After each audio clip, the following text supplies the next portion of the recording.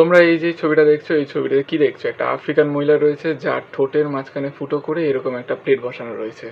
কেন বসানো রয়েছে? কোন আফ্রিকান মহিলা জনজাতিদের এরকম করা হয় এবং কেন করা হয় এবং এরা কোথায় থাকে, কি বৈচিত্র্য রয়েছে? আর এইটা দেখার পর কি মনে হতে পারে? এটা কি একটা কালচারাল পার্ট নাকি কালচারের মাধ্যমে যে কোনো মেয়েদের ওপরে অত্যাচার? চলো বেশি দেরি না করে ভিডিওটি শুরু করা যাক। আমার এই ভিডিওটি যদি ভালো লেগে থাকে তাহলে অবশ্যই শেয়ার করো, সাবস্ক্রাইব করো এবং যদি ফেসবুক থেকে দেখে থাকো তাহলে অবশ্যই মনীষ ডি চ্যানেলটিকে ফলো করতে পারো। হ্যালো, আমার নাম মনীষ দে। চলো বেশি দেরি না করে ভিডিওটি শুরু করা যাক। তো ভিডিও শুরুতে যে এই ছবিটা দেখেছো, এই ছবির মধ্যে এই যে প্লেটটা রয়েছে, এই প্লেটটি সাধারণত এই প্লেটটিকে বলা হয় লিপ প্লেট। এই প্লেটটি সাধারণত মাটির তৈরি হয় বা কাঠেরও তৈরি হতে পারে। এটির সাইজ ধীরে ধীরে ছোট থেকে বড় করা হয়। যখন একটা মেয়ে 15 বছর বয়স হয়ে থাকে তখন তার ঠোঁটের উপরের যে অংশটা, ঠোঁটের এই উপরের ঠোঁট বা নিচের ঠোঁটের যে অংশটা রয়েছে সেটা ফুটো করা হয়। ফুটো করে তার মধ্যে ছোট প্লেট বসানো হয়, সেটাকে টাইট করে রাখা হয়। তারপরে যখন আস্তে আস্তে নিচের ঠোঁটটা এরকম থাকতে থাকতে ঝুলে যায় তখন তার উপরে ছোট প্লেটটা খুলে আবার একটু বড় প্লেট দেওয়া হয়। এই করতে করতে এই যে ছবিটা দেখছো এখানে যে বড় প্লেটটা রয়েছে সেটা কাঠের প্লেট বা মাটির ক্লে প্লেট হতে পারে, নানা ডিজাইনের তৈরি। এই প্লেটটা দেওয়া হয়ে থাকে। এটা আসলে আফ্রিকার মধ্যে অবস্থিত দক্ষিণ পূর্ব ইথিওপিয়াতে এই ধরনের ট্রাইবাল গ্রুপ রয়েছে। এই ট্রাইবাল গ্রুপরা সাধারণত নিজের কালচারাল পার্ট হিসাবে এই ধরনের কাজ করে থাকে মহিলারা। এছাড়াও আরও অনেক কিছু করে থাকে, যেরকম গলায় রিং দেওয়া থাকে। এইটা তার মধ্যে একটা পার্ট। এবার প্রশ্ন হচ্ছে যে এটা তারা কেন করে?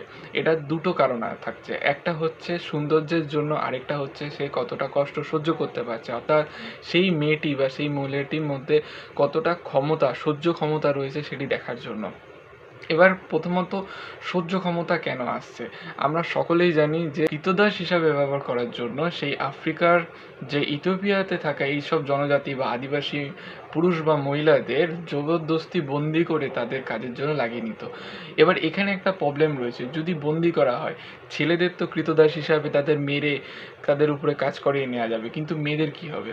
মেয়েদের তো কাজ করাতে পারবে না, তাই তাদের সাথে বিবাহ বা নানা ধরনের শারীরিক সম্পর্ক করে তাদের বংশ বিস্তারের কাজের জন্য তাদের নিয়ে আসা হতো। কিন্তু এর থেকে বাঁচার জন্য তারা কি করেছে, তাদের যাতে কুৎসিত লাগে দেখতে, তারা এই প্রথাটা অ্যাপ্লাই করেছে। এটা মনে করা হয়, এটা অ্যাকচুয়াল এভিডেন্স নেই বা ফ্যাক্ট নেই।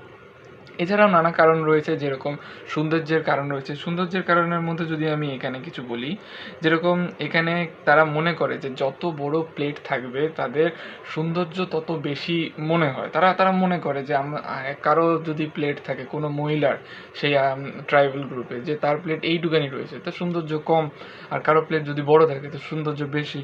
এবং দ্বিতীয়ত হচ্ছে যে বিবাহের যোগ্যতা বা সামাজিক মর্যাদা, যার প্লেট মুখে যে কাঠের প্লেটটা রয়েছে বা মাটির প্লেট যত বড় থাকবে তার বিয়ে তাড়াতাড়ি হবে, আর যার প্লেট ছোট থাকবে তার বিয়ে দেরিতে হবে। ইটস লাইক এখনও যে বডি শেমিং এখনও রয়েছে, ফিগার দেখেই অনেকটা চুজ করা হয়। তো বেসিক্যালি এই কালচারটা আফ্রিকার ইথিওপিয়াতে রয়েছে। তো তোমরা বলো, এই নতুন নলেজ, এই নতুন জিনিস শুনে বা দেখে তোমাদের কেমন লাগলো? যদি ভিডিওটি ভালো লাগে অবশ্যই সাবস্ক্রাইব করো এবং শেয়ার করো আমার এই ভিডিওটি। দেখা হচ্ছে নতুন একটা ভিডিওতে, ততক্ষণের জন্য ভালো থাকবেন। টাটা।